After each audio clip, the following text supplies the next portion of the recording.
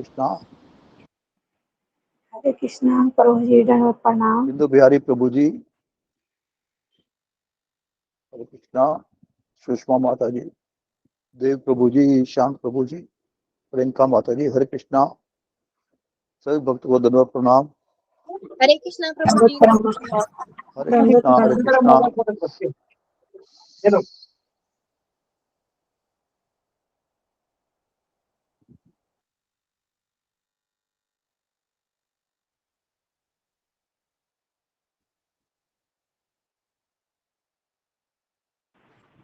हरे कृष्णा प्रभु दंडवत प्रणाम। हरे कृष्णा सुप्रभु प्रणाम माता दंडवत जी। प्रणाम। दंडवत प्रणाम माता जी। हरे कृष्णा सुश्री माता दंडवत हरे कृष्णा। प्रणाम। हरे कृष्ण प्रियंका सभी माता भक्तों को दंडवत दंडवत प्रणाम। प्रणाम। दंडवत प्रणाम विशाल प्रभु जी, दंडवत प्रणाम, दंडवत प्रणाम। सभी हरे भक्तों को कृष्ण दंडवत दंडवत प्रणाम। प्रणाम। हरे कृष्ण।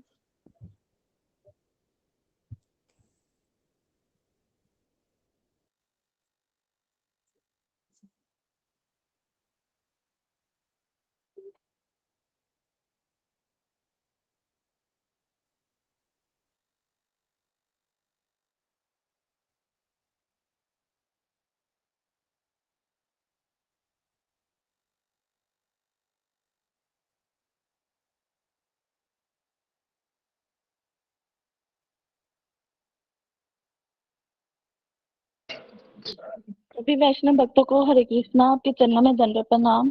प्रभु जी और माता जी, दंडवत प्रणाम दंडवत प्रणाम मीनाक्षी माता जी, दंडवत प्रणाम सुधा माता जी, दंडवत प्रणाम सुश्री माता जी। हरे कृष्णा। मैं दंडवत प्रणाम।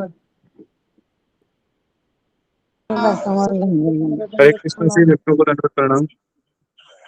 हरे कृष्णा सभी भक्तों को दंडवत प्रणाम। हरे कृष्णा, सभी भक्तों को दंडवत प्रणाम। हरे कृष्णा। सभी भक्तों को दंडवत प्रणाम। मीनाक्षी माता जी, हरे कृष्णा। हरे कृष्णा प्रभु जी, दंडवत प्रणाम। आप नरसिंह आरती शुरू कीजिए माता जी, दंडवत प्रणाम। हरे कृष्णा। सभी भक्तों को दंडवत प्रणाम। नमस्ते नरसिंहाय, नमस्ते नरसिंहाय, लाडला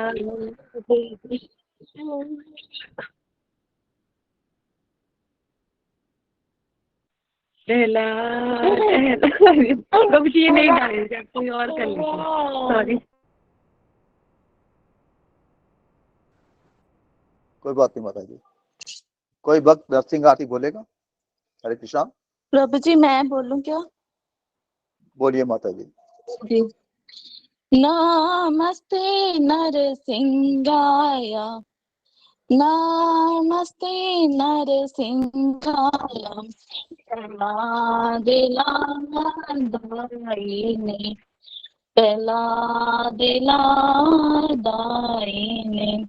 हिरण्यकाशीपूर्वक्षः, हिरण्यकाशीपूर्वक्षः, शीलाटङ्कानखालाय, इतो नरसिंहा परितो नरसिंहा, इतो नरसिंहा परितो नरसिंहा, यतो यतो यामि ततो नरसिंहा, यतो यतो यामि ततो नरसिंहा, बहि नरसिंहा हृदये नरसिंहा, बहि नरसिंहा हृदये नरसिंहा, नरसिंहमदिं शरणं प्रपगे, नरसिंहमदिं शरणं प्रपगे, तवे करे कमले वरे नखाम, अद्भुत श्रृंगा,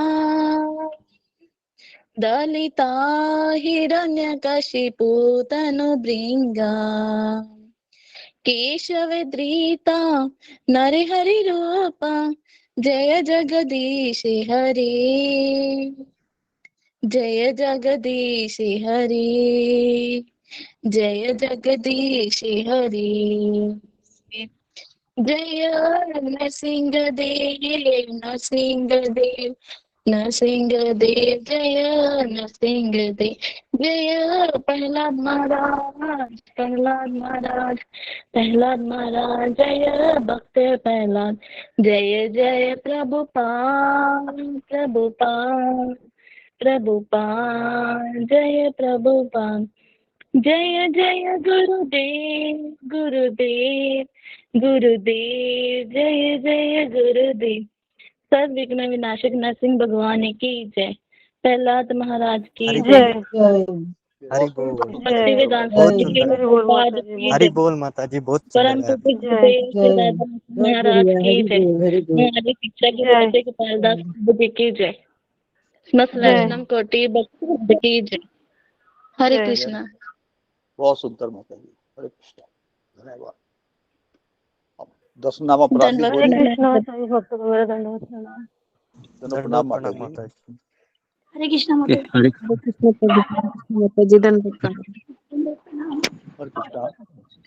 सभी हरे भक्तों कृष्ण, को कृष्ण गुरु जी हरे कृष्ण। हरे कृष्ण, हरे हरे कृष्ण, कृष्णा गुरु जी धन्यवाद। हरे कृष्ण, कृष्ण गुरु दोनों जी प्रणाम गुरु जी। हरे कृष्णा। भक्त को धन्यवाद प्रणाम। हरे कृष्णा हरे कृष्ण, कृष्ण हरे नाम कृष्ण, माता जी। धन्यवाद प्रणाम।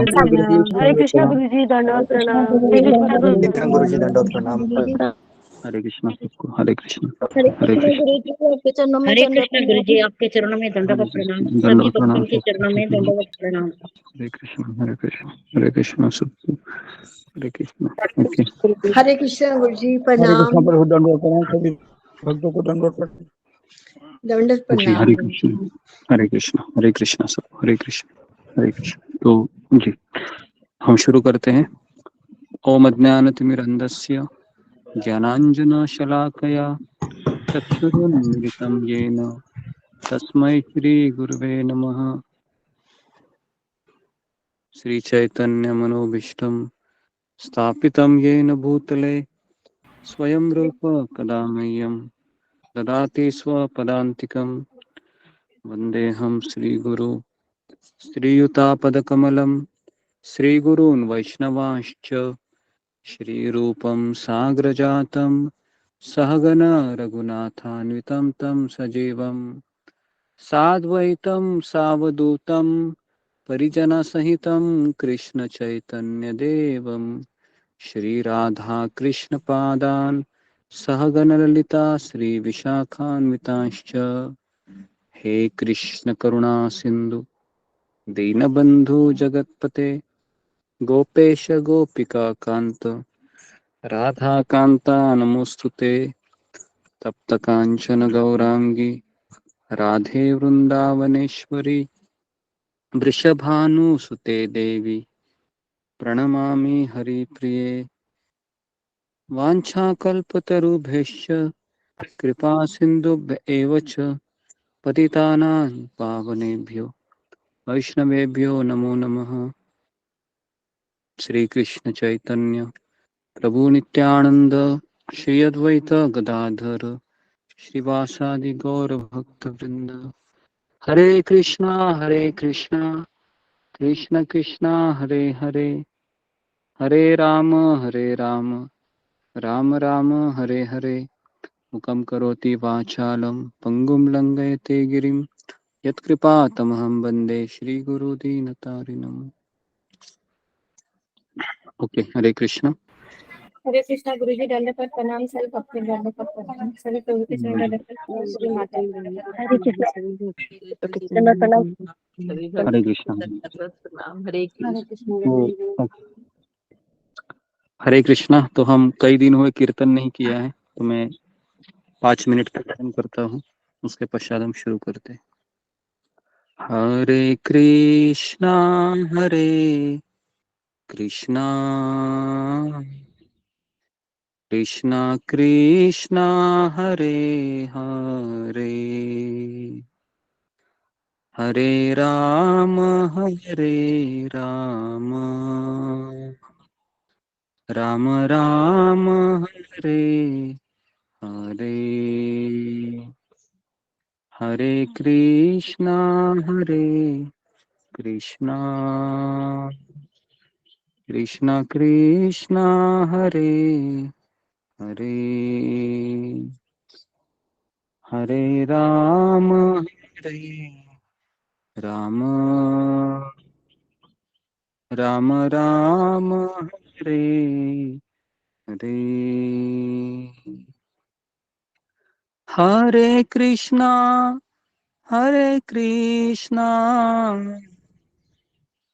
कृष्णा कृष्णा हरे हरे, हरे राम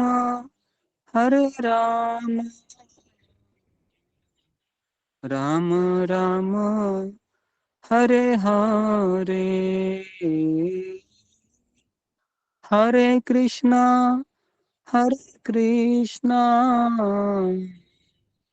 कृष्णा कृष्णा हरे हरे, हरे राम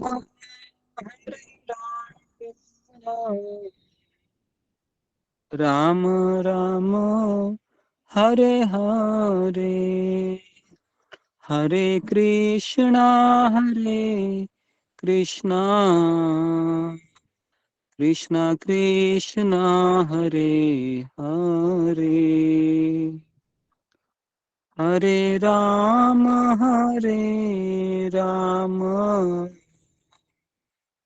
राम राम हरे हरे, हरे कृष्णा कृष्णा कृष्णा हरे हरे, हरे राम राम राम हरे हरे, हरे कृष्णा कृष्णा कृष्णा हरे हरे, हरे राम राम राम हरे हरे, हरे कृष्णा कृष्णा कृष्णा हरे हरे, हरे राम राम राम हरे हरे, हरे कृष्णा कृष्णा कृष्णा हरे हरे, हरे राम राम राम हरे, हरे कृष्णा कृष्णा कृष्णा हरे हरे, हरे राम राम राम राम हरे हरे। ओके, हरे कृष्ण। तो शुरू करते बहुत हैं सुंदर हम। गुरु जी, बहुत दिन बाद सुना आपके मुंह से। हरि बोल, बहुत सुंदर। हरी बोल गुरु जी, बहुत सुंदर, बहुत हरि अच्छा। बोल, हरि बोल। बहुत हरि सुंदर, बोल, बहुत हरि बोल, हरे कृष्ण गुरु जी, दंड प्रणाम। हरे कृष्ण गुरु जी, तुम्हारा दंड How प्रणाम। to हरि बोल, हरि बोल, हरि बोल, बोल गुरु जी। हरि बोल गुरु जी, हरि बोल, हरि बोल ओके, गुरु जी। हम शुरू करते हैं। हरि बोल, कृष्ण गिरधि दंड प्रणाम। हरे कृष्ण गुरु जी, दंड प्रणाम। ओके, हरे बोल जल्दी। कैसे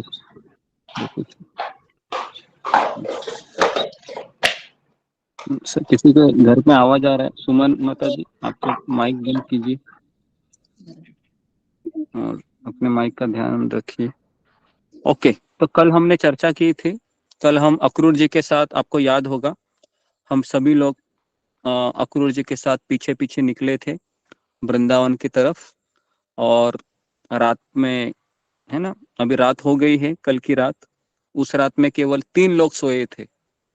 वो 3 लोग थे कृष्ण, बलराम और स्वयं अक्रूर जी। लेकिन पूरी रात वृंदावन में कोई नहीं सो रहा था, क्योंकि रात में ही अक्रूर जी ने नंद महाराज को कहा था कि मैं यहाँ पर इसलिए आया हूँ क्योंकि कंस ने मुझे आपके कृष्ण तथा बलराम को लेने के लिए भेजा है।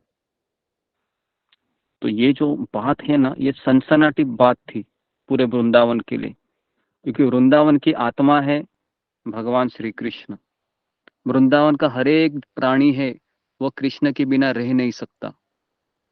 तो इसलिए सबको ऐसा लग रहा था कि कोई व्यक्ति मेरा प्राण निकाल कर शरीर को ऐसे ही, है ना, फेंक रहा है। तो इसलिए कल की रात बहुत भीषण रात थी सबके लिए। तो नंद महाराज और उसके पश्चात यशोदा मैया भी रात भर सोचती रहती है कि मैं मेरे कृष्ण को नहीं, है ना, जाने दूंगी। और राधा रानी और गोपिया, इन्होंने तो ठान लिया था कि हम तो बिल्कुल जीवित ही नहीं रह सकते हैं कृष्ण के बिना। तो उन्होंने क्या सोचा था कि हम क्या करेंगे, अक्रूर के रथ के नीचे लेट जाएंगे। समझ में आ रहा है? मतलब वह मरने के लिए भी नहीं डरती है। आप सोच सकते हो कि ये कैसी, उनका एक क्या लगाव होगा, है ना, इसका हम कल्पना भी नहीं कर सकते। क्योंकि संसार में ऐसा लगाव किसी के प्रति नहीं है। अगर होगा तो भी उसमें कुछ स्वार्थ की मिलावट होगी। लेकिन राधा रानी और गोपियों ने रात को ही डिसाइड किया था कि अक्रूर जी अगर निकलेंगे हमारे प्राणों से प्रिय कृष्ण को, तो हम शायद जीवित नहीं रह सकती। तो इसलिए राधा रानी ने सबको कहा था कि किसी भी हालत में हम अक्रूर को, हमारे कृष्ण को नहीं ले जाने देंगे। तो उसके लिए फिर उन्होंने सोचा कि हम स्वयं रथ के नीचे लेट जाएंगी, है ना। तो इसके लिए, है ना, बड़े बड़े भक्तों में सबसे बड़ा उदाहरण किसका दिया जाता है भगवान के भक्तों में? तो गोपियों का उदाहरण बहुत, है ना, दिया जाता है कि सबसे ज्यादा टॉप अगर, है ना। तो इसके लिए मैं उस कथा को दोहराता हूँ जो हमने कई दिन हुए सुनी नहीं है। तो एक बार नारद मुनि है, वह भगवान कृष्ण के पास जाते हैं और कृष्ण है वो अपने सर के ऊपर हाथ रखकर ऐसे बैठे रहते हैं। नारद मुनि कहते हैं कि प्रभु क्या हुआ आपको, आप कुछ निराश दिख रहे हैं आज। कृष्ण ने कहा कि हे नारद, मेरा सर बहुत दुख रहा है। तो नारद मुनि ने कहा कि इसका कोई उपाय है प्रभु? हाँ, उपाय है ना। अगर कोई मेरे शुद्ध भक्त के चरण की धूलि अगर मेरे माथे पे लगेगी तो मैं जरूर इस सर दर्द से मुझे राहत मिलेगी। तो नारद मुनि कहा बस इतनी सी बात प्रभु, आपके तो बहुत सारे शुद्ध भक्त हैं, है ना। मैं अभी अभी मैं यूं गया और यूं आया, है ना। तो नारद मुनि बड़ी आशा लेके चले गए। सबसे पहले ब्रह्मा जी के पास गए, अपने पिता के पास। ब्रह्मा जी ने कहा कि नालायक, तुम्हारी हिम्मत कैसे हुई कि मेरे पैर की धूली तुम कृष्ण के सर पे लगाएगा? थोड़ा सोचना तो चाहिए था। तुम अगर पुत्र नहीं होता तो तेरे को मैं बहुत पीटता था। चले जाओ यहाँ से। नारद नारद जी फिर अपने भाई शिव जी के पास जाते हैं। शिव जी पार्वती के साथ बैठे रहते हैं और शिव जी बहुत स्वागत करते हैं धूमधाम से। नारद जी आ गए, बहुत अच्छा हुआ नारद जी आप आ गए, बताइए क्या समाचार है। तो नारद मुनि कहते हैं कि बहुत दुखद समाचार है, हमारे हमारे प्रिय कृष्ण का सर दुख रहा है। तो शिव जी ने कहा कि बहुत बहुत दुख की बात है, कहिए मैं क्या करूं। नारद मुनि कहते हैं कि आप चाहे तो भगवान का सर दर्द ठीक हो सकता है। शिव जी ने कहा यस, जरूर। तो नारद मुनि ने कहा कि आपके चरणों की धूली भगवान कृष्ण के माथे पे लगाना है। तो तुरंत शिव जी है वह इतना गुस्सा होते हैं कि तांडव करने लगते हैं उधर ही। नारद, अभी के अभी चला जा, तुम क्या बोल रहा है, तुमको समझ में आ रहा है? इस तरीके से नारद मुनि हताश होकर वापस वैकुंठ पर आते हैं और कृष्ण नारद मुनि के चेहरे को देख के समझ जाते हैं ये कुछ नहीं लाया। कहते हैं, बताओ नारद कैसा अनुभव रहा? नारद जी बोलते हैं कि मैं सारे भक्तों के पास चला गया, कोई देने को तैयारी नहीं है। कृष्ण ने कहा कि आप एक जगह नहीं गए, कौन सी प्रभु? वृंदावन। वृंदावन जाओ। तो नारद मुनि वृंदावन चले गए और सबसे पहले उनको गोपियां दिखाई दी और गोपियों को कहा कि आपके कृष्ण है बहुत दुखी अवस्था में है, आपके कृष्ण बहुत दुखी अवस्था में है, उनका सर दर्द हो रहा है। तो कहते हैं कि कुछ उपाय तो बताया होगा प्रभु ने। नारद मुनि कहते हैं कि एक उपाय है ना कि मुझे आपके चरणों की धूली चाहिए, क्या आप दे सकते हो मुझे? तो सारी गोपियां कही बस इतनी सी बात प्रभु, सॉरी नारद, इतनी सी बात। तो सारे गोपियां फिर खड़े हो गई वहां पर और ऐसे अपने पैर को पटक पटक कर जितनी भी धूली थी सब एक है ना बॉल पे ऐसे एकत्रित किया। नारद मुनि की आंखें बड़ी हो रही थी, नारद मुनि को रहा नहीं गया। नारद मुनि ने पूछा कि आप जानते हो इसका क्या परिणाम होगा? गोपियों ने कहा हाँ हम जानते हैं, फिर भी आप दे रही हो? फिर गोपियां कहती है कि हे नारद, अगर हमारी चरण धूली कृष्ण के माथे पे लगाने से कृष्ण को अगर 1 मिनट का भी राहत अगर मिलता है, 1 सेकंड की भी राहत मिलती है, तो हम करोड़ों जन्म नरक में रहने के लिए तैयार है। तो ये जब नारद मुनि सुनते हैं तो नारद मुनि को पता चलता है और फिर नारद मुनि कृष्ण के पास आकर कहते हैं कि प्रभु आज तो मैं बहुत बड़ा लेसन सीखा कि धन्य हो आपकी वो ब्रज की गोपियां, है ना, आपके लिए वो नरक जाने के लिए भी तैयार है। तो ये कहानी मैं इसलिए बता रहा हूँ क्योंकि यही गोपियां भी, है ना, आप सोच सकते हो कि कितना लगाव था कृष्ण से। तो आगे बढ़ते अभी हम कि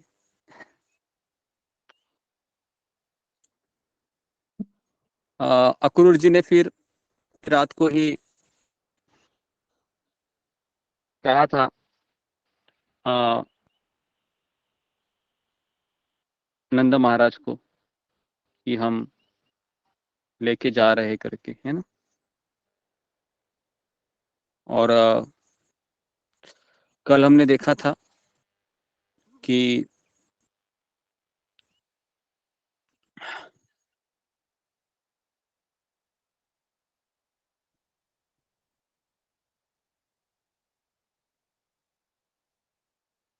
कृष्ण ने भी कहा कि कल हमको जाना है तो आप अपनी थकान को मिटा दीजिए। तो भगवान बलराम ने अक्रूर को एक गाय भेंट की और उनकी थकान दूर करने के लिए उनके पांव दबाए। किसने पैर दबाए? बलराम जी ने। बलराम जी। अक्रूर जी के पैर दबाए। तो अक्रूर जी ने कृष्ण तथा बलराम के घर द्वादशी के दिन गए थे। उस दिन रात में उपवास नहीं तोड़ना चाहिए, किंतु अक्रूर ने इस शिष्टाचार को छोड़ दिया क्योंकि भगवान के घर का भोजन पाने के लिए उत्सुक थे, है ना। तो उन्होंने वहां पर पूरा खाना खा लिया भगवान के घर वृंदावन में, क्योंकि वो सोच रहे थे कि ये शिष्टाचार है। तो अभी अक्रूर जी ऐसा कर सकते हैं लेकिन हम नहीं कर सकते। तो इस तरीके से पैर दबाए। अभी भगवान है, अपने भक्त के पैर दबा सकते हैं, तो इसके लिए पैर दबाने की सेवा ये बलराम जी के भगवान स्वयं करते हैं। तो हमें उसके लिए उत्सुक होना चाहिए जब हमें किसी के पैर दबाने का अवसर मिलता है। जब अक्रूर ने भरपेट खा लिया और इस तरीके से अक्रूर ने फिर एक बार सुगंधित तथा फूल मालाएं भेंट दिया बलराम जी ने। और नंद महाराज ने अक्रूर से पूछा फिर, उस निर्दयी कंस के जीवित होते हुए आप सभी किस तरह से अपना पालन करते हैं? आप तो कसाई के संरक्षण में भेड़ जैसे है। इसका अर्थ क्या है? कसाई मतलब जो बकरे को काटता है। मुझे तो अगर आपने देखा होगा कि जहां पर कसाई और बकरे है ना, अगर आप चिकन शॉप या मटन शॉप में कभी देखे होंगे रास्ते से जा रहे तो वहां पर कई सारे भेड़ बकरियां होती है, और भेड़ बकरियों को पता ही नहीं होता है कि एक दिन अभी अगला नंबर मेरा है करके, है ना। तो नंद महाराज सोच रहे थे कि आप सब उस भेड़ बकरियों की तरह है कि पता नहीं आप कैसे अपने आप को सुरक्षित अनुभव कर सकते हैं मथुरा में, क्योंकि वो कंस इतना बड़ा क्रूर है कि कभी भी कुछ भी कर सकता है। तो मैं वापस बता रहा हूँ आपको कि ऐसा नहीं है कि भगवान के भक्त हमेशा सुखी अपने आप को अनुभव करते हैं, नहीं, भगवान के भक्त भी हमेशा तकलीफ में जीते हैं, क्योंकि तकलीफ में जीने को ही जीना कहते हैं, क्योंकि तकलीफ नहीं रहेगी तो हम भगवान को पुकार नहीं सकते। तो इसलिए तकलीफ और कृष्ण भक्ति ये दोनों सच्चे मित्र है ना।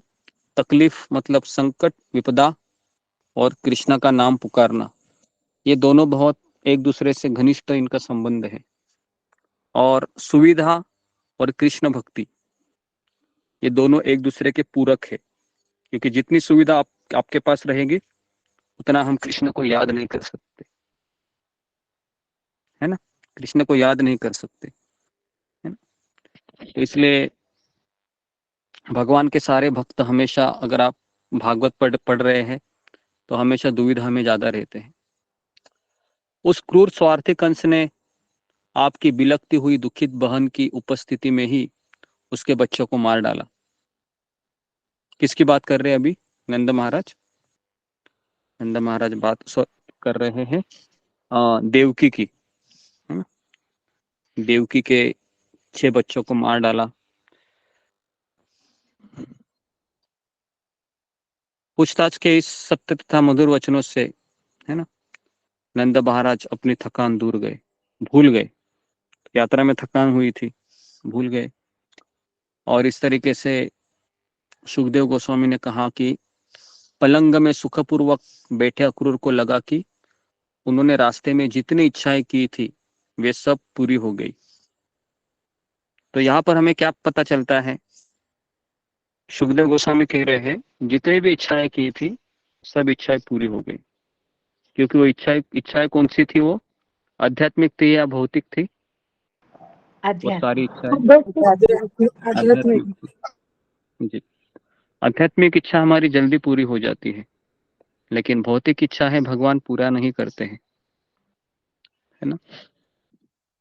तो अगर अगर हम सत्संग में इतना भी समझ गए ना कि मैं रोज सत्संग कर रही हूं या मैं कर रहा हूं, तो इसका अर्थ है कि मेरे जीवन में परीक्षाएं ज्यादा होने वाली है ना। और अगर आप ये समझेंगे कि मैं जितना सत्संग करूंगा या करूंगी उतने मेरे जीवन में संकट चले जाएंगे, तो ऐसा नहीं होता है। तो इसलिए कई लोग बहुत खुशी खुशी आते हैं सत्संग में, लेकिन जब उनको पता चलता है कि कृष्ण का फॉर्मूला थोड़ा अलग ही है यहाँ पर, फिर वो कहते हैं कि नहीं, शिव जी, गणेश जी, दुर्गा जी ही अच्छे हैं, क्योंकि ये परीक्षा नहीं लेते हैं और मनचाहा वरदान दे देते हैं, है ना। लेकिन मनचाहा वरदान देने से जन्म मृत्यु के चक्र में अटकना पड़ता है। और हमारे कृष्ण है, वो इतनी परीक्षा लेते हैं, कभी कोई हमको बीमार पड़ते हैं, है ना। अगर आपको पता होगा जो गौरांग प्रभु है ना, हमारे आपको आपने सब सुना होगा। तो गौरांग प्रभु को जब से उन्होंने आश्रम ज्वाइन किया है उनको 25 बार मलेरिया हुआ है। कितनी बार? 25 बार मलेरिया हुआ है, सोचो। तो बता रहे हैं कि भक्ति में आने के बाद सबसे पहला अटैक कहाँ पर होता है? हमारे शरीर पर होता है। हम बीमार पड़ते हैं, बुखार आता है, हम हतबल हो जाते हैं, हमारी मालाएं रुक जाती है, उस समय भी अगर हम खड़े होते हैं और कृष्ण को दिखाते हैं, कृष्ण मैं अभी तक हारा नहीं हूं, मैं अभी तक हारी नहीं हूं, मैं उठूंगा, मैं उठूंगी, आपका नाम लूंगा, है ना। फिर दूसरा अटैक होता है हमारे मन के ऊपर। तो दूसरा अटैक जब मन के ऊपर होता है, तो जितना हमारे मन चाहे वस्तु है, मन चाहे व्यक्ति है, वो हमसे एक एक एक एक एक एक एक एक करके पीठ दिखाना शुरू करते हैं। ये दूसरा अटैक होता है। वो पचाना काफी मुश्किल होता है। एक बार बीमारी तो हम पचा लेंगे, 4-5 दिन में ठीक भी हो जाएंगे, लेकिन जब ऐसा लगता है कि मेरा स्वयं का पुत्र मुझसे दूर जा रहा है, अभी मेरे स्वयं के पति, स्वयं की पत्नी दूर जा रही है, क्या हो रहा है कृष्ण मेरे साथ, समझ में नहीं आ रहा है। लेकिन अगर हम कृतज्ञता पूर्वक कृष्ण की योजना में अगर आगे बढ़ते रहेंगे, तो मेरा अपना अनुभव है कि कृष्ण आपको ऐसे लोगों से मिलाएंगे जिनका हृदय बहुत निर्मल होगा। और ये मेरा व्यक्तिगत अनुभव है ना। तो इसलिए हम जब कृष्ण से जुड़ते हैं, तो हम कृष्ण हमारे जीवन में असली परिवार को, है ना, कनेक्ट करते हैं। तो इसके लिए हमें थोड़ा सा पेशेंस होना जरूरी है, धैर्य रखना चाहिए। तो इस तरीके से भगवान ने कहा, अक्रूर मामा,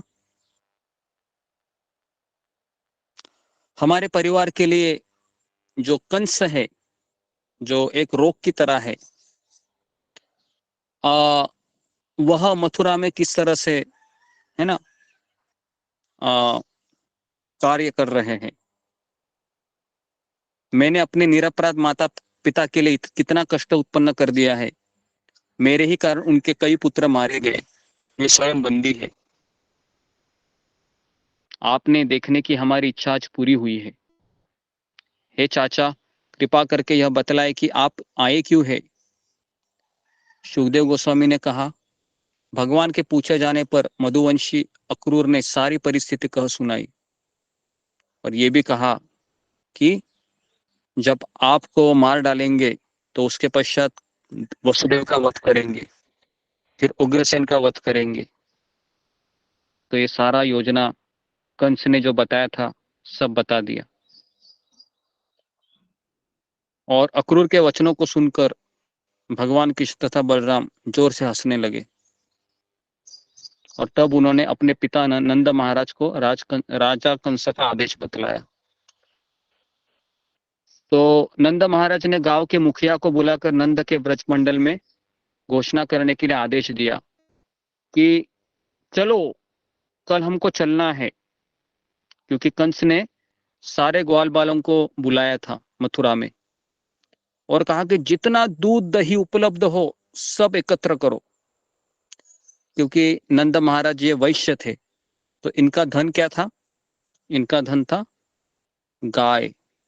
और गाय क्या देती है, गाय दूध, दही, घी, मक्खन, ये सब बैलगाड़ी की बैलगाड़ी भरे गए, है ना। तो बहुमूल्य उपहार ले लो, अपने अपने छकड़े जोत लो, कल हम मथुरा जाएंगे, राजा को अपना दूध दही भेंट करेंगे, महान उत्सव देखेंगे, समस्त पड़ोसी जिलों के निवासी भी इसमें जा रहे हैं। जब गोपियों ने सुना कि अक्रूर कृष्ण से बलराम नगर ले जाने के लिए ब्रज में आए हैं, तो वह अत्यंत उदास हो उठी। कुछ गोपियों ने तो अपने हृदय में इतनी पीड़ा का अनुभव किया कि सिसकियां ले लेकर उनके मुख पीले पड़ गए। अन्य गोपियां इतनी अधिक पीड़ित थी कि उनके वस्त्र, बाजूबंद तथा जूड़े शिथिल पड़ गए। अन्य गोपियों की चित्त वृत्तियां पूरी तरह रुक गई और वो कृष्ण के ध्यान में स्थिर हो गई। कुछ तरुणियां भगवान के शब्दों का स्मरण करके ही अचेत हो गई। गोपियां भगवान मुकुंद के क्षणमात्र वियोग की आशंका से भी भयातुर थी। अतः जब उन्हें उनकी ललित चाल, उनकी लीला, उनकी हसीली चितवन, उनके वीरतापूर्वक कार्य तथा दुख हरने वाले ठिठोलिया का स्मरण हो आया तो वे परम विरह के विचार से उत्पन्न चिंता में अपने आप के बाहर हो गई और उनके मुख आंसुओं से पूरित थे। गोपियों ने कहा, हे विधाता, आपको तनिक भी दया नहीं आती है? आप देहधारी प्राणियों को मैत्री तथा प्रेम द्वारा एक दूसरे के पास लाते हैं और तब उनकी इच्छाओं के पूरा होने के पूर्व ही व्यर्थ में उन्हें विलग कर देते हैं। आपका यह भ्रमपूर्ण खिलवाड़ बच्चों की चेष्टा के समान है। तो इस तरीके से गोपियां विधाता को कोसने लगी कि आप निर्दयी हो।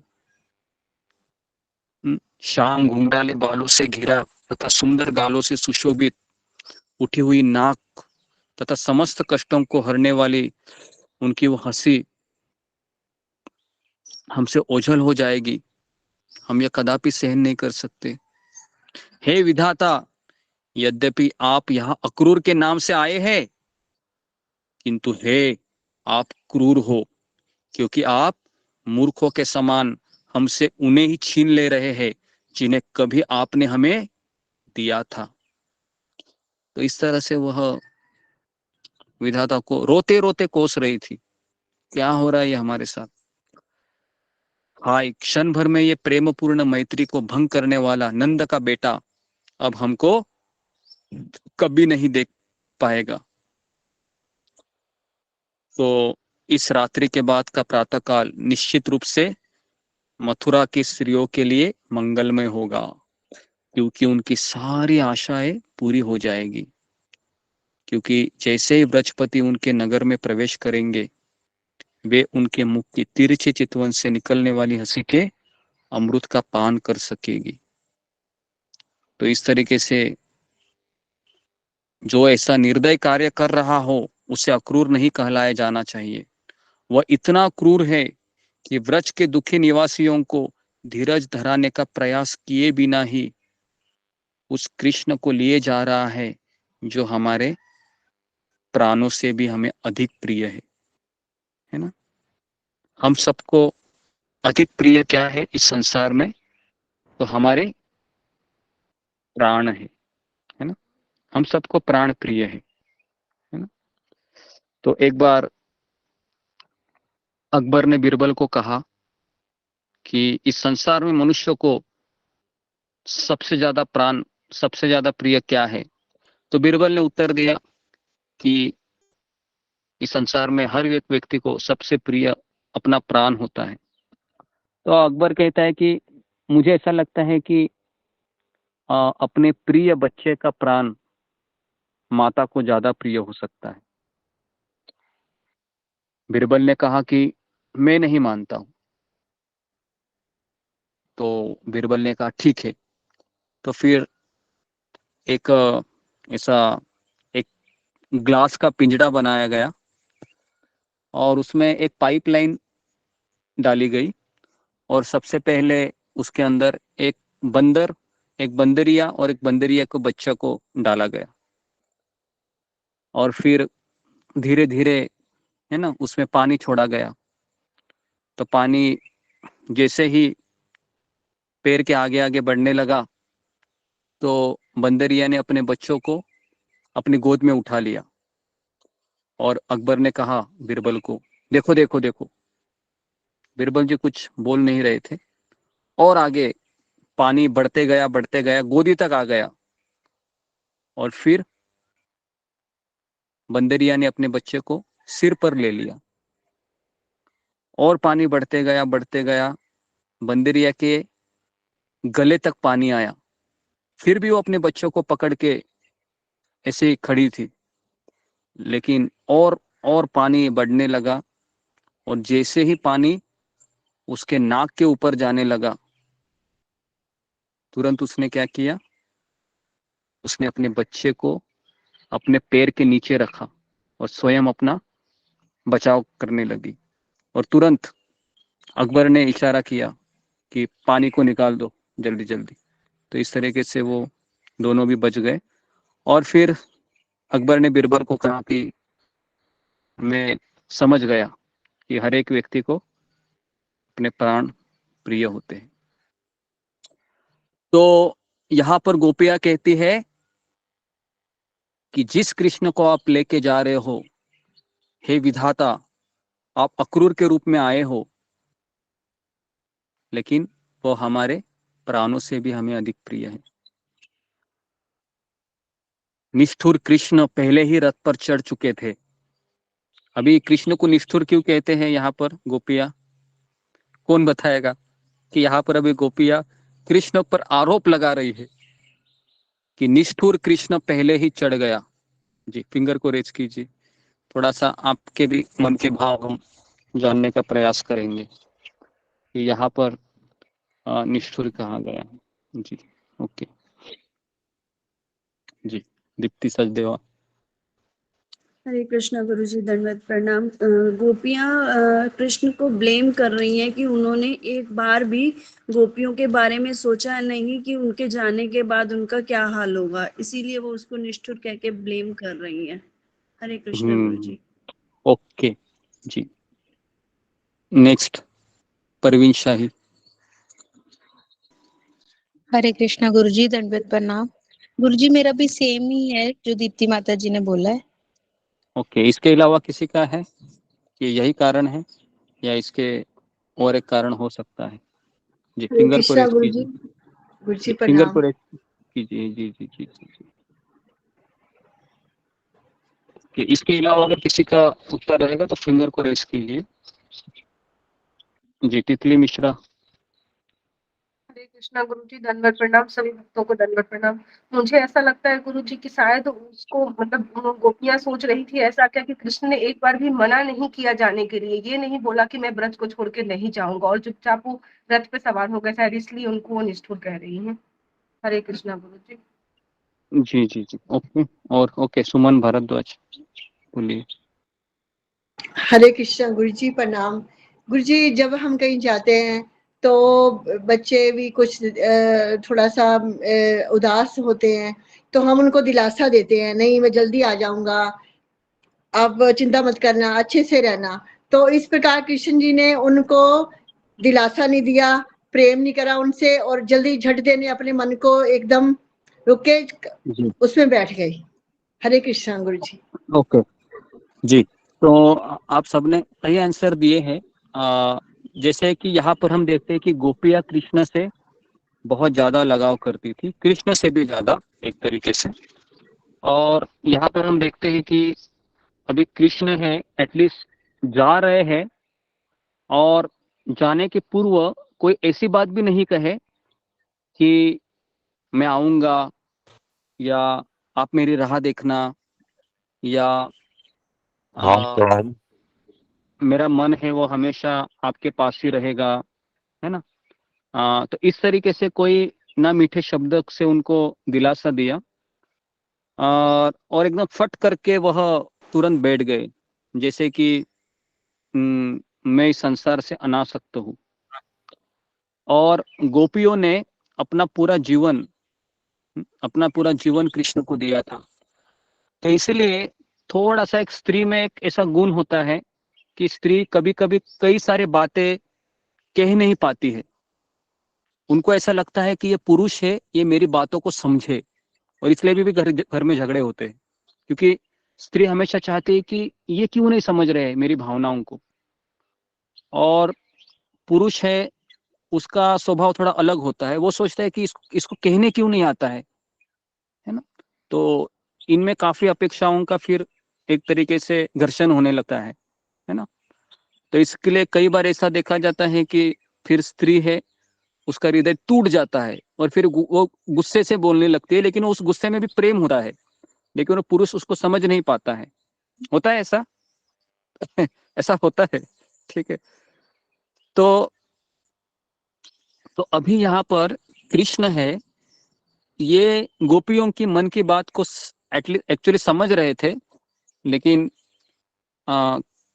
कृष्ण चाह रहे थे कि यहाँ पर मैं और एक बड़ा लेसन गोपियों को देना चाहता हूँ। तो इसलिए कृष्ण को गोपियां क्या कह रही है कि तुम बहुत निष्ठुर हो। निष्ठुर का अर्थ है तुम्हारा हृदय है वह कठोर है, तुमको तनिक भी हमारे ऊपर दया नहीं आती है ना? तो जो स्त्री है ना, हम शुरुआत में देखते हैं कि जब कोई विवाहित स्त्री शादी करती है तो शादी का पहला साल वो बहुत डिपेंड रहती है अपनी पति के ऊपर, काफी अपेक्षाएं लेके वो शादी करती है। तो एक साल ऐसा देखा जाता है, पहला एक साल, कि उसमें काफी निर्भरता रहती है अपने पति के ऊपर। लेकिन जैसे ही उसको पता चलता है कि मेरी भावनाओं की कोई कदर ही नहीं है, तो फिर धीरे धीरे धीरे धीरे उसको भी पता चलता है कि मुझे भी अपनी भावना दूसरी जगह लगानी है। तो फिर इस तरीके से काफी चीजें भी फिर धीरे धीरे बदलाव होने लगती है। लेकिन यहाँ पर जो गोपियों का जो प्रेम है कृष्ण के प्रति, ये आध्यात्मिक है, क्योंकि ये जो प्रेम है ये 3 गुणों से ऊपर है। इसमें कोई अपेक्षा नहीं थी, अपेक्षा यही थी कि मुझे कृष्ण को बहुत प्रेम देना है, यही अपेक्षा थी। तो इसलिए निष्ठुर कृष्ण पहले ही रथ पर चढ़ चुके हैं, और अब ये मूर्ख ग्वाले अभी ग्वालों को मूर्ख कह रहे हैं। अभी आप बोलोगे अरे ग्वालों को भी मूर्ख कह रही है, अपने अपने बैलगाड़ियों में उनके पीछे पीछे जाने की जल्दी मचा रहे हैं, इनको तो पड़ी नहीं हमारी, हमारा प्राण जा रहा है शरीर से, और ये ग्वाल बालों देखो कितने मूर्ख है। यहाँ तक कि बड़े बूढ़े भी उन्हें रोकने के लिए कुछ भी नहीं कर रहे हैं। आज भाग्य हमारे विपरीत कार्य कर रहा है, ऐसे गोपियां आपस में कह रही थी। चलो हम सीधे माधव के पास चलते हैं, क्योंकि हमारा तो कोई सुनेगा नहीं, एटलीस्ट यही यही यही निष्ठुर कृष्ण को ही जाने से रोकते हैं। हाँ? तो हमारे परिवार के बड़े बूढ़े तथा अन्य संबंधी जन हमारा क्या बिगाड़ सकते हैं, जबकि भाग्य हमें मुकुंद से विलप कर रहा है। हमारा हृदय पहले से ही दुखित है, क्योंकि हम एक पल के एक अंश के लिए भी उनके संग के त्याग को सहन नहीं कर सकती। तो गोपियां कह रही है कि परिवार वाले क्या बोलेंगे जाने दो, अभी परिवार उनके लिए परिवार सेकेंडरी था गोपियों के लिए, और प्राइमरी क्या था? प्राइमरी कृष्ण थे उनके जीवन में। हमारे लिए अभी फिलहाल प्राइमरी क्या है?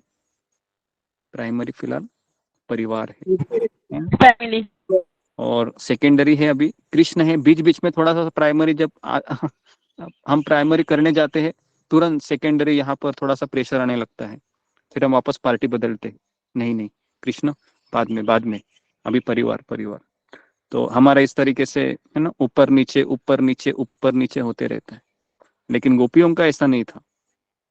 गोपियां बोल रहे थे कि भाड़ में जाए परिवार वाले, क्या करेंगे, जाने दो, मेरा असली परिवार तो कृष्ण तुम हो। तुम बोलोगे कि चलो रथ पर बैठो, तुरंत हम सारी गोपियां आपके पास आने के लिए तैयार है। तो इस तरीके से गोपियों का भाव था। तो जी, तो इस तरीके से गोपियां अपना मनोभाव व्यक्त कर रही थी। और सुखदेव गोस्वामी ने कहा, इन शब्दों को कहने के बाद ब्रज की स्त्रियां जो कृष्ण के प्रति इतनी अनुरक्त थी, उनके आसन्न वियोग से अत्यंत क्षुब्ध उठी, मतलब बहुत ही विचलित हो उठी। वे सारी लाज हया भूल गई और जोर से चिल्ला उठी, हे गोविंद, हे दामोदर, हे माधव। सोच सकते हो आप, जोर से चिल्लाना, सब लोग सुन रहे हैं, है ना, सब लोग सुन रहे हैं। ऐसा नहीं था कि बहुत धीरे से कान में जाकर बोली कृष्ण के, हे कृष्ण कहाँ जा रहे हो हमें छोड़ के, ऐसा नहीं बोली, जोर से चिल्ला रही थी, हे गोविंद, हे दामोदर, हे माधव। है ना, जो हम भजन गाते हैं ना, गोविंद दामोदर माधवेति, वो वही भजन है जो गोपियां गाती हैं। किंतु गोपियां द्वारा इस प्रकार क्रंदन करते रहने पर भी अक्रूर ने अपना रथ आगे बढ़ाया, क्योंकि गोपियां सोच रही थी कि शायद कृष्ण रुक जाएंगे, लेकिन कृष्ण तस के मस नहीं हुए, बस बैठे रहे। अभी मेरा आपको यहाँ पर एक प्रश्न है, क्या कृष्ण गोपियों की मनोभाव से परिचित थे या परिचित नहीं थे? जी, फिंगर को रेज कीजिए। और अगर नहीं थे तो क्यों नहीं थे, थे तो क्यों थे। थोड़ा सा और हम गहराई में जाएंगे इसको समझने के लिए। जी, जस्मिता पुत्रे। हरे गुरु जी गुरु जी कृष्ण के मन को वो मन में विराट थे, पर वो इतना चाहते थे, मेरे बुद्धि से मुझे ऐसा लगता है वो इतना गोपियां कैसे करती उस कृष्ण की, वो क्या प्यार समझ सकते हैं। आवाज नहीं आ रहा हरे है। कृष्ण। जी, ओके, नेक्स्ट। जी, बिस्मिता रानी।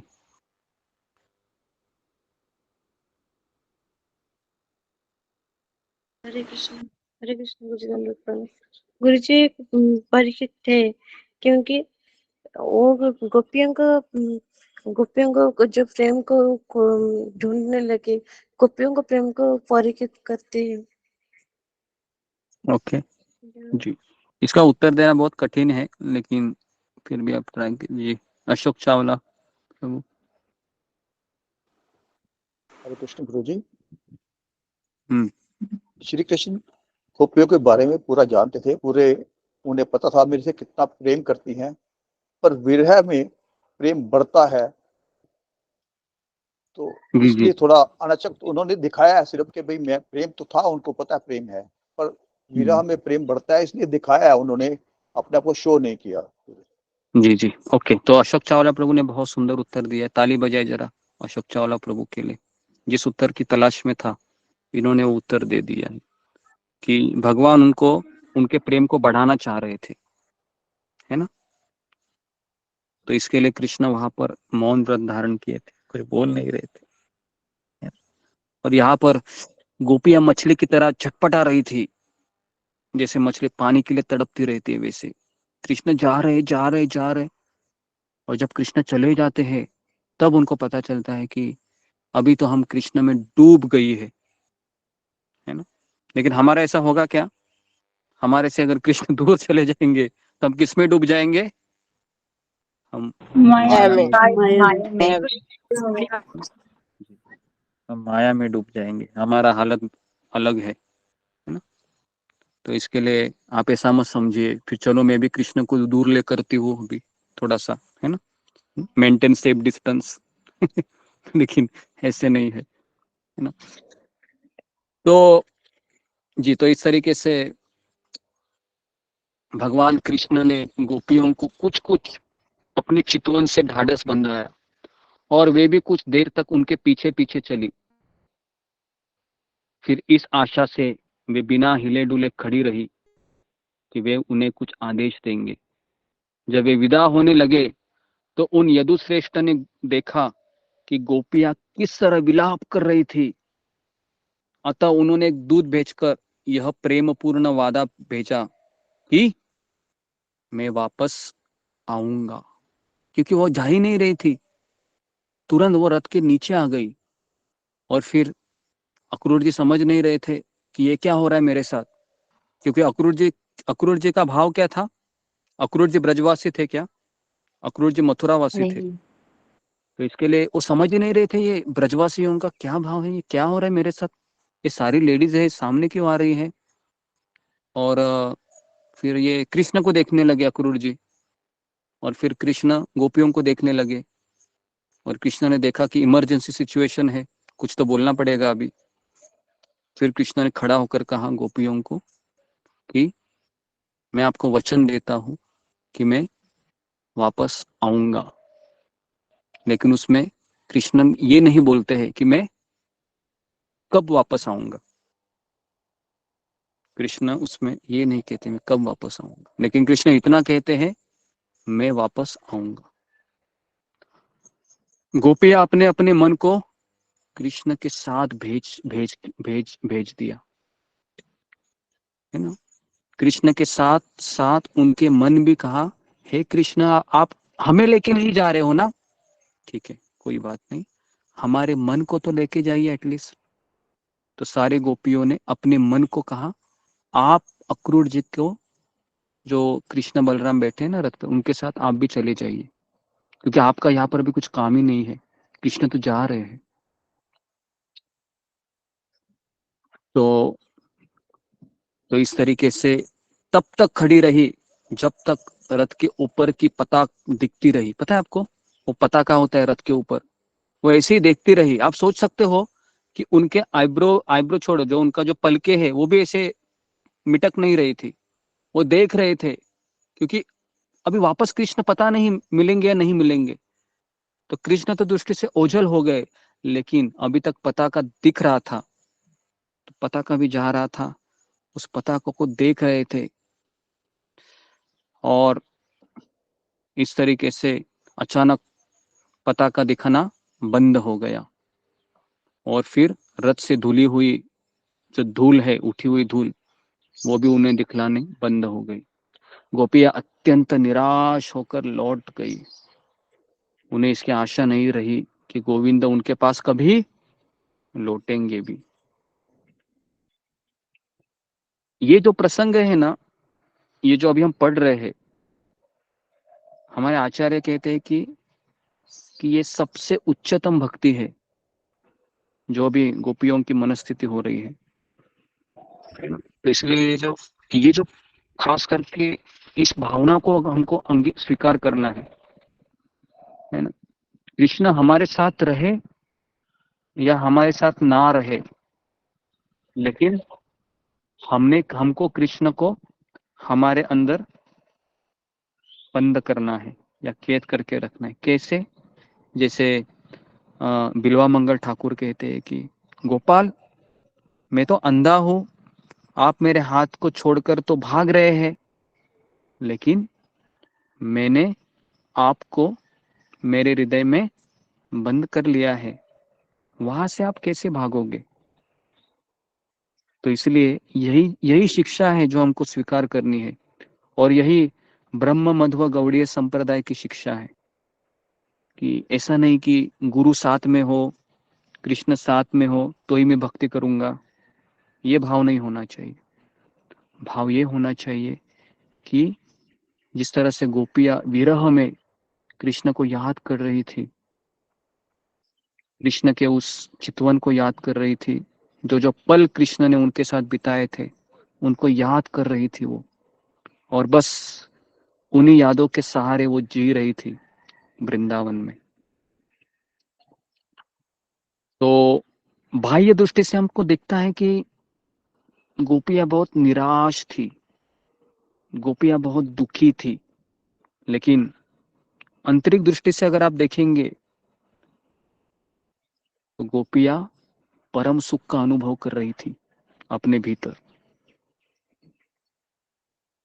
इसलिए इस शिक्षा को आप ग्रहण कीजिए। मैं चाहता हूं कि हमारे सत्संग में हर एक भक्त इस शिक्षा को ग्रहण करे कि विरह में भगवान की याद और मीठा होता है, और उसमें मिठास रहती है ना।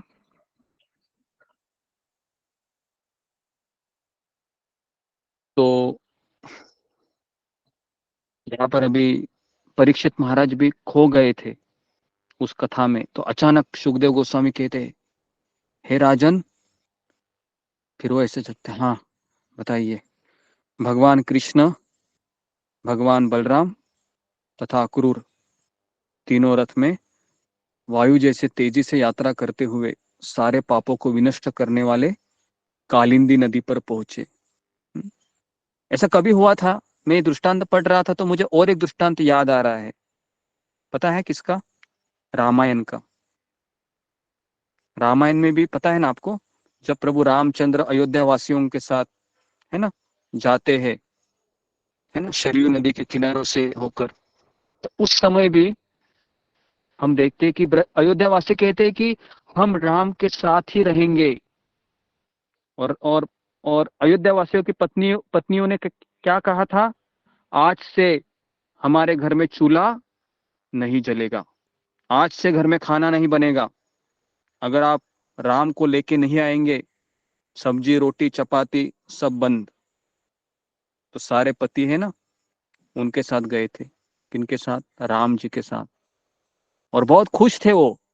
ऐसा नहीं था अरे बेचारी मेरी पत्नी अभी अकेली रहेगी, मेरे बच्चे ऐसे ही रहेंगे, नहीं, वो अपने आप को बहुत खुश मान रहे थे, सौभाग्य मान रहे थे कि मुझे भगवान राम के साथ जाने को मिल रहा है। हम क्या सोचते थे? हम सोच रहे थे मेरे पत्नी को छोड़कर मैं कैसे जाऊं भाई, मेरे बच्चों का क्या होगा, मैं जाऊंगा तो ये हमारी सोच होगी। लेकिन अयोध्यावासी है वो कहते हैं कि, है ना, कि हम आपके साथ ही चलेंगे। और अभी अयोध्या की पत्नियां थी, वो भी ऐसे नहीं थी, वो भी अपने पति की तरह स्ट्रांग थी।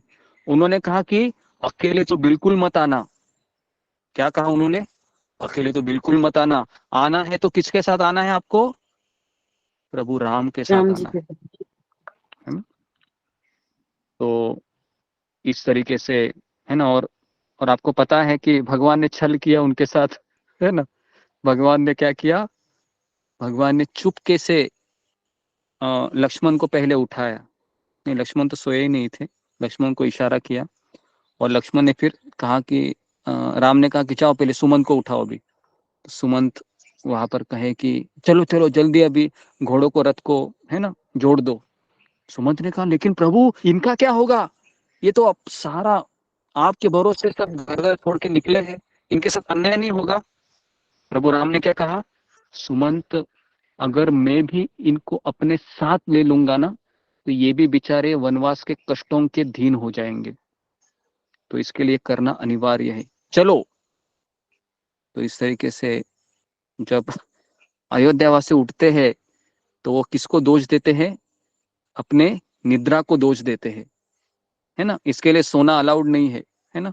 हम ज्यादा सोते हैं तो भगवान हमसे दूर चले जाते हैं। तो इसके लिए जो व्यक्ति 4 बजे उठता नहीं है, तो उनके साथ भी ऐसे ही होता है, जब वो उठेंगे तो भगवान गए हुए रहते हैं। तो इसके लिए जो व्यक्ति 4 बजे उठेगा वही देखेगा, अरे राम भी है, लक्ष्मण भी है, सुमंत भी है, चलो अच्छा है अभी। और जो 4 बजे के बाद उठेगा, देखेगा अरे कोई नहीं है मेरे साथ। तो इसके लिए सुबह उठना बहुत जरूरी है। तो इस तरीके से, जी मैं तो रामायण में चला गया। ओके, तो अभी हम वापस आते हैं अयोध्या से। कहाँ पर आएंगे अभी हम? मथुरा के उस रास्ते पर आ रहे हैं, है ना, जहाँ पर यमुना नदी, कालिंदी नदी पर पहुंचे। कालिंदी नदी बोल जी जी जी, कालिंदी नदी के तट पर पहुंचे। नदी का मधुर जल चमकीली मणियों से भी अधिक तेजवान था। भगवान कृष्ण ने शुद्धि के लिए जल से मार्जन किया और हाथ में लेकर आचमन किया। अक्रूर ने दोनों भाइयों को रथ पर बैठने के लिए कहा और उनकी अनुमति लिया, और उनकी अनुमति से वह यमुना कुंड में गए और शास्त्रों में विधि के अनुसार स्नान किया। लेकिन अक्रूर ने जब देखा पानी के अंदर तो भ्रमित हो गए। उन्होंने क्या देखा पानी में? उन्होंने पानी में देखा सर्पराज अनंत शेष, जो चारण, गंधर्व, असुरगण अपना अपना शीश झुकाकर कर रहे थे। अक्रूर ने जिन भगवान को देखा उनके हजारों सिर थे, हजारों फन थे, हजारों मुकुट थे, नीला वस्त्र तथा कमल नाल के तंतुओं से श्वेत गौर वर्ण, ऐसा लग रहा था मानो अनेक चोटियों वाला कैलाश पर्वत हो। तो अक्रूर जी बहुत कंफ्यूज हो गए और फिर वो वापस बाहर आए, क्योंकि उनको लगा कि कृष्ण बलराम तो रथ पर थे, ये पानी के अंदर कैसे आ गए। तो इसके लिए फिर उन्होंने क्या किया? उन्होंने वापस फिर पानी के बाहर चले गए, है ना। और पानी के बाहर जैसे ही चले गए, और फिर उन्होंने सोचा कि मैं अभी रथ पर जाता हूँ, है ना। थोड़ा सा दूर रथ था, रथ में देखा रे कृष्ण और बलराम वहां पर दोनों एक दूसरे से बात कर रहे थे। तो अक्रूर जी ने सोचा कि ये मेरे साथ क्या हो रहा है, अभी अभी तो मैंने, तो उनको पूछा क्या आप अंदर गए थे अभी यमुना नदी में स्नान करने के लिए? तो प्रभु ने कहा कि हम तो इधर ही कब से बैठे हैं और आपकी अनुमति के बिना हम कैसे जा सकते हैं। तो फिर अक्रूर जी को पता चला कि मेरे साथ मेरे भ्रमित अवस्था का कारण है कि भगवान श्री कृष्ण योग माया से, है ना, मुझे बता रहे हैं। तो इस तरीके से फिर अक्रूर जी बहुत सुंदर सुंदर प्रार्थना भगवान को वहां पर करते हैं, है ना। तो उन प्रार्थनाओं की तरफ हम नहीं जा रहे हैं। तो इस तरीके से अक्रूर ने काफी स्तुति की, और अक्रूर ने जी, तो इस तरीके से फिर अक्रूर जो को कहा गया है गांधीनी पुत्र अक्रूर ने रथ आगे हाँकना शुरू कर दिया। दिन ढलते ढलते वे भगवान बलराम तथा भगवान कृष्ण को लेकर मथुरा जा पहुंचे। कब निकले थे ये निकले थे सुबह सुबह। कब पहुंचे ये? दिन ढलते ढलते शाम को, है ना। हे राजन, परीक्षित महाराज बीच बीच में क्यों ऐसा कह रहे हैं? क्योंकि उनको कह रहे हैं कि आप सुन रहे हैं ना। तो परीक्षित महाराज कह रहे हैं हाँ मैं सुन रहा हूँ, आप बताइए। हे राजन, वे मार्ग में जहां जहां से गुजरते गांव के लोग पास आकर वसुदेव के इन दोनों पुत्रों को बड़े ही हर्ष से निहारते थे। पता है क्यों? क्योंकि मथुरा की ब्रेकिंग न्यूज क्या होती थी? कृष्ण ने पूतना को मारा, कृष्ण ने अगासुर को मारा। सोचो, इतने कृष्ण फेमस हो गए थे। कहाँ पे? मथुरा में। और आप सोच सकते हो वह व्यक्ति अभी अपनी आंखों से दिख रहा था मथुरा वासियों को, तो इसके लिए पूरे बाल से लेके नाखून तक ऐसे निहार रहे थे। कौन है ये अद्भुत व्यक्ति जिन्होंने पूतना को मारा, अगासुर को मारा, है ना। बराबर कि नहीं? अगर आपके सामने मान लो अभी नरेंद्र मोदी आ गया, है ना अभी हम नरेंद्र मोदी को ही बोलते हैं क्योंकि फिलहाल वही फेमस पर्सनैलिटी है। तो आप क्या करोगे? उसको पूरा ऐसे देखते रहोगे, अरे यही था क्या, वो टीवी पे दिखता था, है ना। तो इस तरीके से ये मथुरा वासी है ना, कृष्ण को निहारने लगे और अपनी दृष्टि हटा ही नहीं पा रहे थे, क्योंकि इतना सुना था कृष्ण की लीलाओं के बारे में कि वो उनका दृष्टि कृष्ण में ही कृष्णमय हो गया, है ना, दृष्टि। तो नंद तथा अन्य लोगों से मिलने के बाद ब्रह्मांड के नियंता भगवान कृष्ण ने विनीत अक्रूर के हाथ को अपने हाथ में लेकर हंसते हुए इस प्रकार कहा कि आप रथ लेकर हमसे पहले नगरी में प्रवेश करें, तत्पश्चात आप अपने घर जाएं। हम यहाँ पर कुछ समय तक ठहर कर बाद में नगरी देखने जाएंगे। अक्रूर ने कहा, हे प्रभु, मैं आप दोनों के बिना मथुरा में प्रवेश नहीं करूंगा। हे नाथ, मैं आपका भक्त हूँ, अतः यह उचित नहीं होगा कि आप मेरा परित्याग कर दें, क्योंकि आप अपने भक्तों के प्रति सदैव वत्सल रहते हैं। आइए, आप अपने बड़े भाई ग्वाल तथा अपने संगियों समेत मेरे घर चलिए। इस तरह कृपया मेरे घर को कृतार्थ कीजिए। तो इस तरीके से अक्रूर जी उनको बोलने लगे, किसको? कृष्ण को, कि आप पहले मेरे घर चलिए।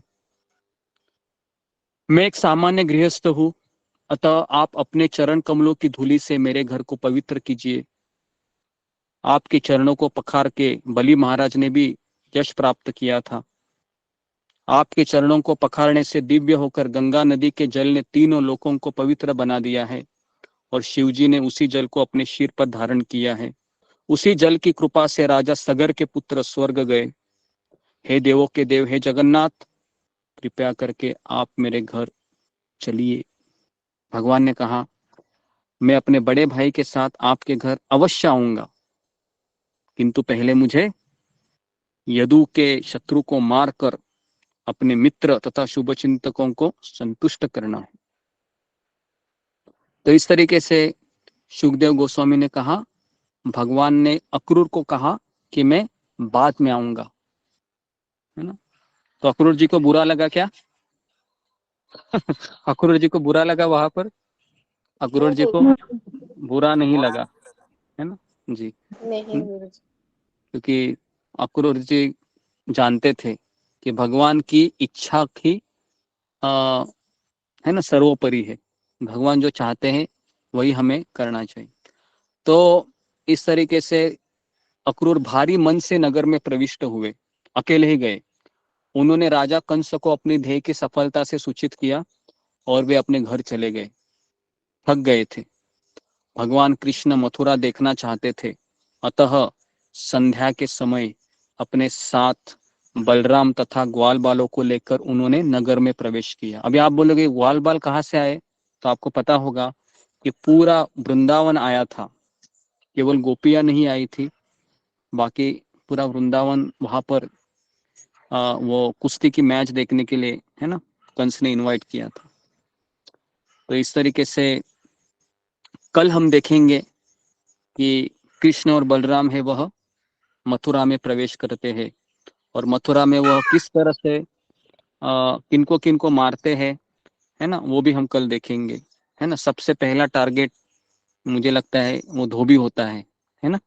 जो भगवान वो धोबी के पास जाकर कहते हैं मुझे कपड़े दे दो, लेकिन वो धोबी कहता है ये कपड़े किसके हैं, ये कपड़े कंस मामा के हैं। तो वहां पर पहला मर्डर होता है। जहां जहां भगवान जाते हैं पहला मर्डर, है ना, शुरू होता है।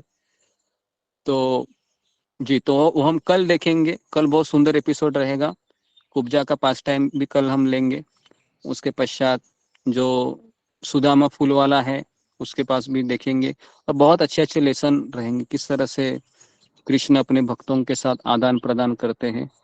तो है ना, तो जन्माष्टमी तक हम, जन्माष्टमी के पहले ही 4 तारीख तक हम इसको कंप्लीट करने का सोच रहे हैं, कंस का वध, है ना।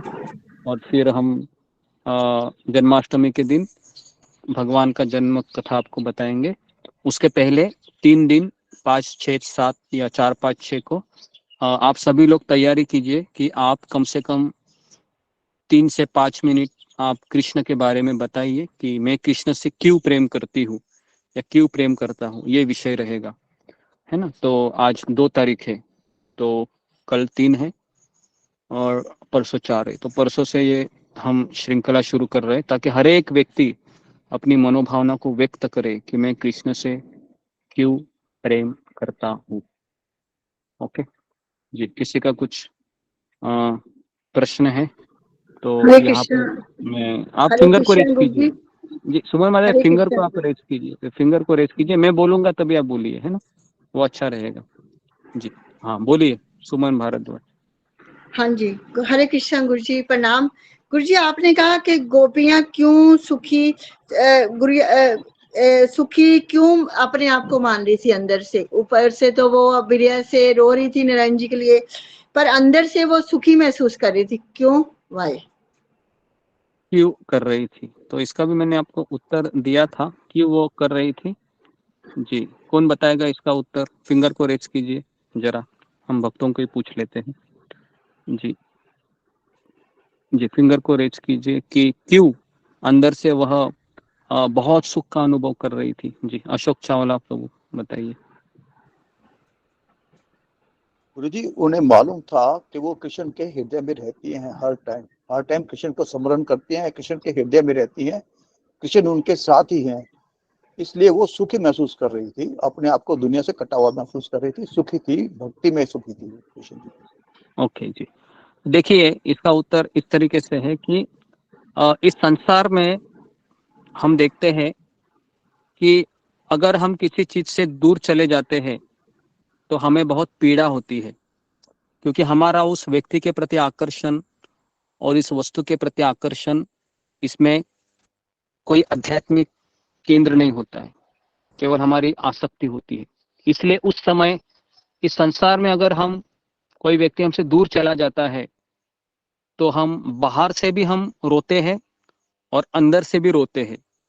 लेकिन आध्यात्मिक दृष्टि से अगर कोई गुरु भी शिष्य से दूर चला जाता है, या फिर यहाँ पर हम देखते हैं कि गोपियों से कृष्ण दूर जा रहा है, तो बाहरी दृष्टिकोण से वह निराश दिखाई देता है, क्योंकि अभी कृष्ण का संग नहीं मिलेगा या फिर गुरु का संग नहीं मिलेगा। जैसे शिल प्रभुपाद जी के गुरुदेव 1936 में चले गए थे, तो उनको भी बहुत निराशा लगी थी कि अभी मेरे परम पिता चले गए मेरे से। लेकिन लेकिन उन्होंने अपने गुरु के आदेशों को अपने जीवन का लक्ष्य बनाया। तो इसलिए गोपियां ये हमेशा आंतरिक मूड में कृष्ण की लीला में ध्यान मग्न हो जाती थी, है ना। वो भले ही अपने बेटे को दूध पिला रही हो, कपड़े धो रही हो, या फिर गाय का दूध निकाल रही हो, या पति की सेवा भी कर रही हो, लेकिन उनके मन में किसका चिंतन चलता था? उनके मन में कृष्ण का चिंतन चलता था। बाह्य दृष्टि से ऐसा लग रहा हरे था। कृष्णा गुरु जी, उनको अंदर से यानी कि एक मिनट पहले मुझे कंप्लीट करने दीजिए, है ना। तो आंतरिक दृष्टि से हमको ऐसा दिखाई देता है कि गोपियां रो रही है, पीड़ा का अनुभव हो रहा है, ये तो बहुत ही दुखी अवस्था है, मैं तो कभी कृष्ण से प्रेम नहीं करूंगा अभी। शायद ये हमारा निर्णय हो सकता है उनकी अवस्था को देखकर। लेकिन अगर आप उनको पास जाकर पूछेंगे कि गोपियां आपको कैसा लग रहा है अभी आपको, तो वो कह रहे थे कि हम कृष्ण का तीव्रता से स्मरण कर रही है अभी, हमें कृष्ण के बिना में कुछ नहीं याद आ रहा है। और वो जब जब कृष्ण को स्मरण करती थी उनका प्रेम और बढ़ता था, है ना। तो इस तरीके से हम इसको समझ सकते हैं जी। ओके, रीति दबास। हरे हरे कृष्णा गुरुजी, दंडवत प्रणाम। गुरुजी, मेरा इससे मिलता जुलता प्रश्न था कि जैसे गुरुजी हम तो बद्ध जीव हैं, तो हमारे हृदय में जैसे भगवान है ना, कहते सभी के हृदय में। तो जैसे गोपियों ने विरह लिया, जैसे विरह उन्हें हुआ, दुख हुआ है ना कृष्ण के जाने का, तो क्या वाकई ये जैसे गुरुजी के लीला में ही था, या वाकई उन्हें मतलब, क्योंकि उन्होंने तो कृष्ण के साथ रही है वो, तो उनका तो ये मतलब बनता भी नहीं है, तो ये शायद लीला का था क्या गुरुजी, कि लीला ऐसी हुई थी इसलिए? ये किस तरह से था, तो इसको हमको समझना है। तो देखिए, पहले तो गोपियां कृष्ण से मिली थी, है ना, कृष्ण के साथ उनका आदान प्रदान हुआ था। और अगर हम देखते हैं कि उन्होंने कृष्ण से कुछ समय बिताया था, तो इसके लिए वो छवि उनके हृदय में थी। तो इसके लिए जब कृष्ण उनसे दूर चले जाते हैं तो उनको और विरह होता है ना। तो अभी हमें कृष्ण से इतना क्यों नहीं विरह हो रहा है? क्योंकि हम अभी तक कृष्ण से मिले नहीं है वास्तविक रूप से, है ना।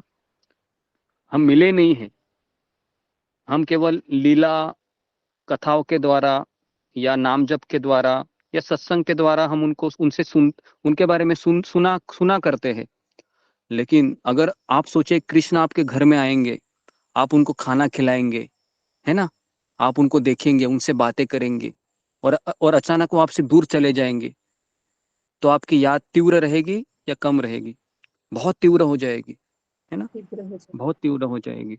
हाँ, जिस तरह से इस संसार में भी हम देखते हैं कि किसी के घर में, मुझे याद है कि 8-10 साल पहले मैं जब वहाँ पर रहता था, तो उनके घर में बिल्ली रहती थी। तो एक बार उनके घर में बिल्ली है, वो मर गई, तो 2 दिन उन्होंने खाना नहीं बनाया। तो इस संसार में हम देखते हैं कि, है ना, कुत्ता बिल्ली जैसे छोटे छोटे जानवर भी मर जाते हैं, तो भी व्यक्ति विरह का अनुभव करता है ना। छोटा सा उदाहरण देकर मैं बता रहा हूँ। तो इस संसार में आप सोचिए, भगवान अगर किसी के साथ रहे हो, किसी के साथ बात किए हो, वो कैसे रह सकता है ना। तो इसके लिए ये वृंदावन में इसी तरह से होता है। जो असली वृंदावन है, गोलोक वृंदावन, वहां पर भी ऐसे ही लीला होती है।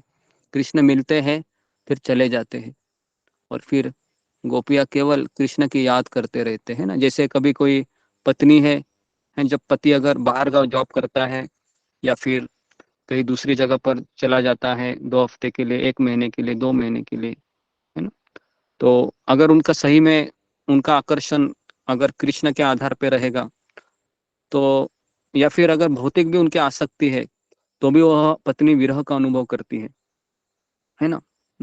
तो अभी यहाँ पर मैक्सिमम लेडीज है, तो मैं अगर आप लोगों को सवाल पूछूं कि आप विरह का ज्यादा अनुभव कब करते हैं, आपके पति आपके साथ रहते तभी या बाहर चले जाते हैं तभी? मुझे लगता है कि बाहर चले जाते हैं तभी, है ना, जब दूर चले जाते हैं। तो इसके लिए ये एक भौतिक दृष्टिकोण से भी हम देखेंगे तो ऐसा देखा जाता है कि जब व्यक्ति हमसे दूर होता है तो हम उनको ज्यादा याद करते हैं, और जब पास होता है तो हम उनकी कदर नहीं करते हैं। जी, झगड़ा नहीं, कदर नहीं करते हैं, है ना।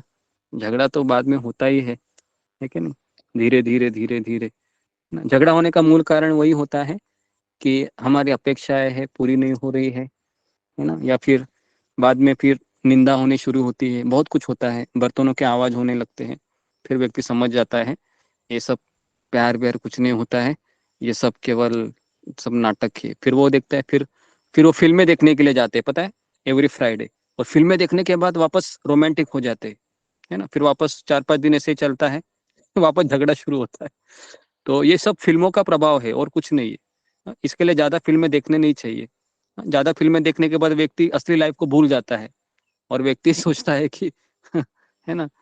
तो इसके लिए ये सब फिल्में देखने का परिणाम होता है कि व्यक्ति सोचता है कि, है ना, we made for each other, लेकिन ऐसा कुछ नहीं है ना। थोड़े समय के बाद पता चलता है कुछ ईच अदर वगैरह कुछ है नहीं, झेल रहे एक दूसरे को। ठीक है, ओके। तो और किसी का सवाल है? जी, ओके। प्रियंका वाघमारे, हाँ हाँ बोला। हरे कृष्ण गुरुजी. हाँ बोला. अच्छा, मला एक प्रश्न होता, म्हणजे आपलं हाँ, श्रीकृष्ण, हिंदीमध्ये बोला. हिंदीमध्ये बोलो. श्रीकृष्ण ने कितने साल यानी जीवित थे? श्री कृष्ण कितने साल जीवित थे? जी हाँ, क्योंकि यहाँ पे कोई तो बोलता है कि 132 साल, 127 इतने साल जीवित हाँ थे, उनके बाद जी में उनको इन्होंने संभाला. मैं बोला इसका स्टोरी बोला, आप मेरे को भी कुछ आइडिया नहीं है बोला इतना. जी जी जी ठीक है. तो भगवान श्री कृष्ण है वो 125 साल तक जीवित थे. 125 साल. कोई तो बोल, हाँ, कोई हाँ हमारे बाजू में बोलते 137 साल थे. जी जी हाँ, आपके अड़ोसी पड़ोसी क्या आपके इधर उधर के काफी लोग कुछ कुछ बहुत कुछ बोलेंगे, ठीक है. लेकिन जो जो व्यक्ति आपको बोलेगा उनको कहेगा आप शास्त्र का प्रमाण लाइए, कहाँ पर लिखा है वो दिखाइए, तभी मैं मानूंगा, है ना. नहीं तो आपको दुनिया भर के लोग कुछ कुछ बोलते रहेंगे. तो कुरुक्षेत्र के युद्ध में भूमि में भी भगवान कृष्ण 125 साल के ही थे, है ना. 125 साल में थे, लेकिन भगवान की आयु है वह 16 साल के बाद बढ़ती नहीं है ना. 16 साल के ही रहते हैं वो भगवान, 16 साल के ऊपर नहीं जाते, भले उनकी आयु बढ़ रही है. तो इसके लिए अभी ये भी समझना आपको कठिन है ना. क्योंकि किसी की आयु बढ़ती है तो उसके, है ना, दाढ़ी पक जाती है, बाल पक जाते हैं. लेकिन भगवान श्री कृष्ण को कभी दाढ़ी नहीं आई 125 साल में. कभी उनको हमेशा उनका, है ना, उनका जो जितना भी शरीर था वो एक नव यौवन की तरह था. 16 साल का एक लड़का होता है वैसे. ठीक है. तो आप और माला करेंगे तो आपको और पता चलेगा, है ना, कृष्ण के बारे में. तो इसके लिए आप माला शुरू कीजिए. माला करते नहीं. हाँ जी जी, देखो मुझे पता है वो क्या करते हैं क्या नहीं करते हैं. तो माला करेंगे तो और पता चलेगा. ओके जी ठीक है. ओके, तो यहाँ पर मैं रुकता हूँ. ओके, तो कल हम देखेंगे कि भगवान मथुरा में किस तरह से अपनी लीला का शुरुआत करते हैं. तो आप सबको ये क्लास कैसा लगा? सबको अच्छा लगा? बहुत अच्छा लगा. बहुत सुंदर गुरु. आप अगले अच्छा बता लीजिए तो हम भी डूब जाते हैं. एक हरे कृष्णा गुरु जी, एक बात है गुरु जी. हरे कृष्णा गुरु जी. हाँ बोलिए. गुरु जी, बोलना है. जब मैं कोई अध्यात्म के बारे में बोलता हूँ ना, तो ना मेरे जो शब्द होते हैं लॉस्ट हो जाते हैं. मैं बोलना तो बहुत कुछ चाहता हूँ पर वो लॉस्ट हो जाते हैं. पर फिर मेरे बच्चे बोलते हैं कि मम्मा आप किताबें पढ़ा करो, तो उसको आपको एक्सपीरियंस हो जाएगा, तो आपके शब्द वापस आ जाएंगे जैसे आप बोलना चाहते हो. तो गुरुजी, मेरा मत ये कहता है कि मुझे ज्यादा से ज्यादा कृष्ण का जाप करना चाहिए, प्रीति करनी चाहिए. वो अपने आप ही मेरे स्मृति दे देंगे मेरे को. जैसे कि वाल्मीकि जी ने नारद जी के कहने से मरा मरा जपा था, तो उनको इतना ज्ञान हो गया था. तो कोई हंस को मार रहा था तो उनके अंदर से ऐसे श्लोक निकले कि सब देखते रह गए, और उन्होंने उनसे ज्ञान से ही रामायण लिख दी. तो गुरुजी, ये मेरा मत ठीक है या गलत है? जी जी, इसका उत्तर मैं आपको कल दे दूंगा, इसका उत्तर. ठीक है, कल तक राह देखिए। ओके, ठीक है गुरु। तो आप सबका बहुत बहुत धन्यवाद। हरे कृष्णा, हरे कृष्णा, कृष्ण हरे हरे हरे राम राम राम हरे हरे हरे कृष्ण आप में दंडवत प्रणाम सभी माँ के चरणों में चरण में कोटि कोटि प्रणाम। आपके चरणों में दंडवत हरि प्रणाम। बोल हरि बोल। हरे कृष्ण सभी भक्तों को प्रणाम। हरे कृष्णा। हरे कृष्ण। कृष्ण प्रभु जी कोटि कोटि प्रणाम। हरे कृष्ण गुरु जी प्रणाम। धन्यवाद प्रणाम सभी बच्चे भक्तों को। दंडवत प्रणाम। सभी भक्तों को धन्यवाद, सभी प्रणाम।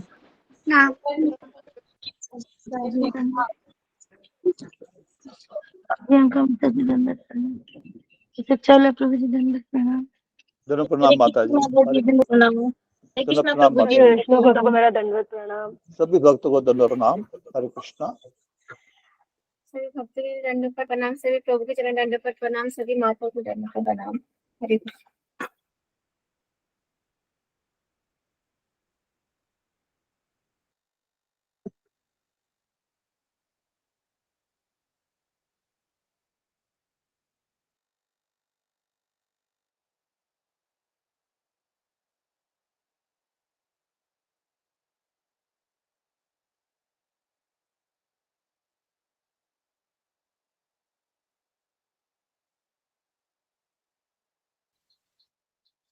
हरे कृष्णा प्रियंका माता जी, दंडवत प्रणाम। माता जी कैसी तबीयत है आपकी बेटे की? हरे कृष्ण माता जी कौशल की दंडवत प्रणाम। अभी अच्छा है माता जी, अच्छा हो गया। अभी ठीक है माता जी? हाँ, अभी अच्छा है। अच्छा आज तो ठीक है, आज थोड़ा खा रहा है पी रहा है। गए ट्यूशन भी भेज दे उसको, ट्यूशन लगाया ना। अच्छा, ट्यूशन के लिए भेजा है। हाँ ठीक है हाँ। माता जी। आज अच्छा है, आपका ठीक है माता आशीर्वाद जी। अच्छा होगा माता जी। अपने माला किया मेरे बेटे को, मैं धन्यवाद माता जी। हाँ माता जी, कल किया था। आज अभी मैं मेरे बहुत सारे माले छूटे हुए हैं, जा रही हूँ हाँ करने माता जी। ठीक है माता हरे जी, कृष्ण धन्यवाद माता माता जी, जी। दंडवत प्रणाम माता जी, धन्यवाद माता जी।